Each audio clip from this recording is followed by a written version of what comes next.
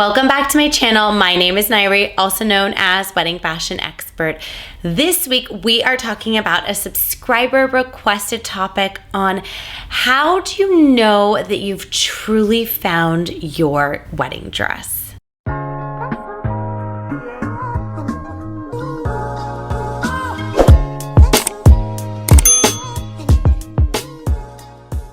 Before we dive into this week's topic, please be sure to subscribe to my channel, give this video a thumbs up, leave me a comment below, let me know if there's a particular video topic you'd like me to create a video on for you. I am here for you, guiding you along the way, leading up to your special day.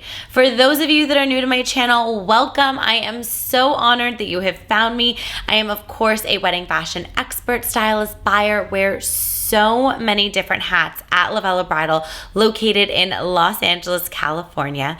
For daily content, be sure to follow us on Instagram at LOVELLA Bridal, at LOVELLA Plus, and at Wedding Fashion Expert. Be sure to hit that follow button on TikTok as well, at LOVELLA Bridal and at Wedding Fashion Expert. This video was requested by a subscriber. Esther wrote in asking, can you please make a video about how to know which dress is the one? I'm wondering between 2 or 3 dresses, and I don't know how I can tell which one is the one. If I order one, will I still be thinking about the others and have second thoughts? How do I not regret my decision? Thank you so much, Esther, for writing in on this topic. I think that this is one that so many brides can relate to. You are not the only one wondering about this. This is, of course, a very unique decision, and you are buying this dress and you don't even get to take it home with you. You have to wait for months before you even receive your own dress. It's definitely a unique decision when it comes to the fact that you are ordering a non-refundable item that you have to wear a year or months after the fact that you purchase it and you're not taking it home with you. Everyone's process on how they purchase their wedding dress is completely unique. I have brides who only come to LOVELLA. They know they're buying their dress from LOVELLA. They come in for the first time, they buy it, they're so sure, and they're done. They often don't shed tears. I know that that's a common misconception, that if I cry in the dress, then I know it's the one. That is not something that I want to encourage you to look for, because I have had so many brides, majority of my brides don't really end up crying.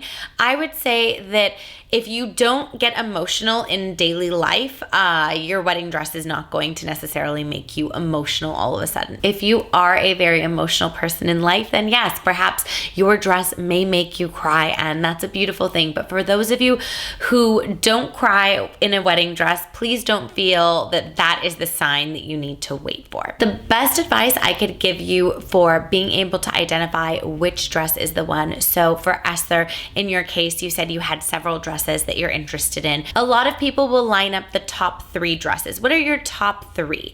I don't believe in a top 3 because you're only wearing one dress down the aisle, and that means there's a top 2. You can decide from the top 2, the third one's out. So I want you to take top 3 out of your vocab, be able to bring it down to the top 2 dresses.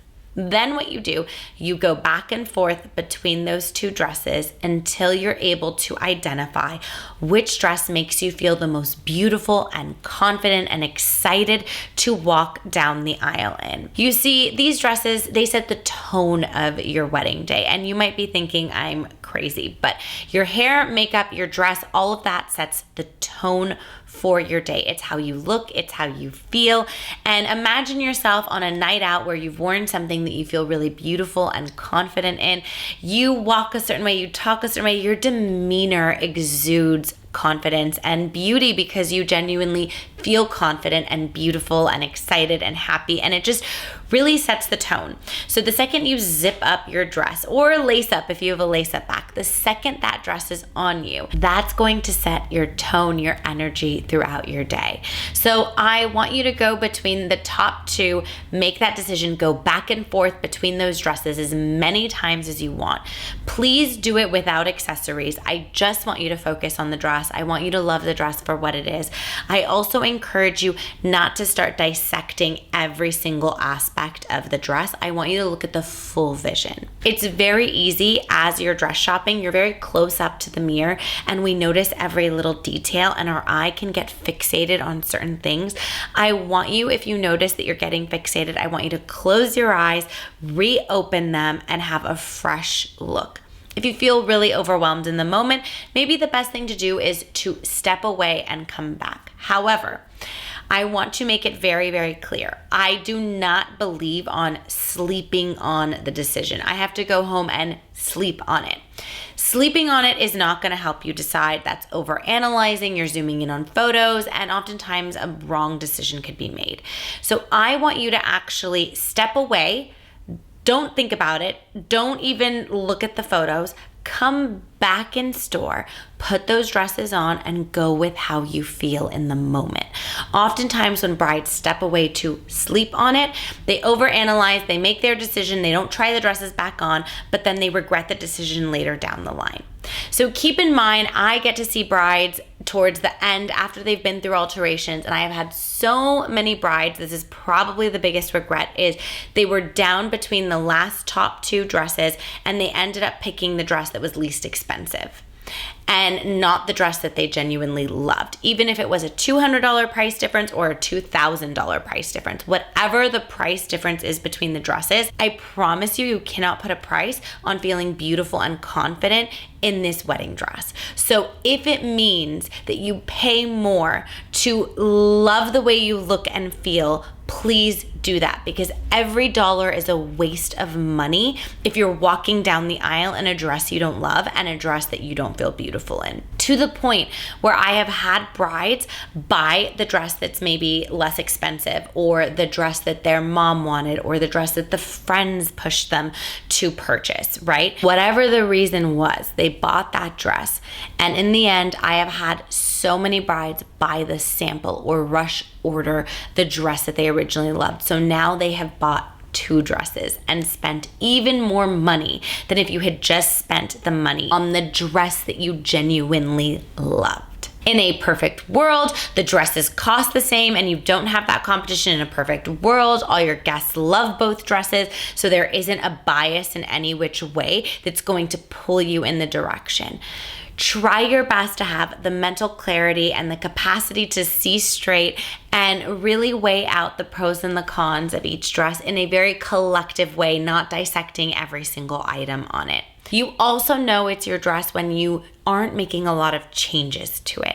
I find brides who are trying to change all the different components of the dress. If you're changing a bunch of stuff on it, it's not your dress. Keep going until you find a dress that has 0 to very minimal changes that you want to make to it. That's also how you know it is the perfect dress. I often tell my brides, you don't want it, when it comes to wedding dresses, it's not like buying a fixer-upper house, right? You can buy a house for less, put a little extra work into it, and it's worth it. With wedding dresses, it's really not worth buying a dress and then doing all this stuff to it. It's too much stress. It's not worth it. You want to buy the finished product, the dress that you love most in its entirety, and you accept it for what it is and everything that it has to offer you. All in all, go with the dress that makes you feel the most beautiful. Another component that I want you to consider is, we talked about price, we talked about people's opinions. I also don't want you to pick a dress one over the other because it matches my venue. It's gonna be so beautiful. I have told brides from the beginning of time, if you are getting married on a beach and you wanna wear a dramatic beaded ball gown, you can do that. You don't have to have an indoor wedding to wear a dramatic beaded ball gown. It's your wedding. You set the rules. You can wear whatever you want, whenever you want, wherever you want. It does not matter. What matters is that you love the way you look and feel in it. During the pandemic, we had so many brides that bought dresses to match their venue. I tell brides all the time not to do this, but they bought the dresses to match a venue, match a theme, and COVID hits. So many venues closed down. So many venues are not available. dates changed. Brides actually ended up, they didn't like their dresses anymore. They're like, well, I'm not having that type of wedding, and I bought this dress for that type of wedding, and it's not happening. So now I want a new dress.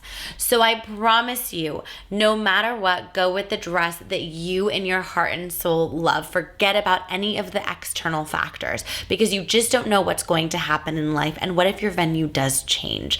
It doesn't matter what dress you bought, because you bought the dress that you loved, that you can wear in any venue. I hope that you found this video helpful. If you have any follow-up questions, please feel free. I would love for you to drop me a comment below. Let me know what that question is. I'll either answer the question in the comment or make a video on it. I am always here to support and guide you through this process. For more videos and tips like these, please be sure to tune in every Wednesday, 8 a.m. Pacific Standard Time, and I will see you in next week's video.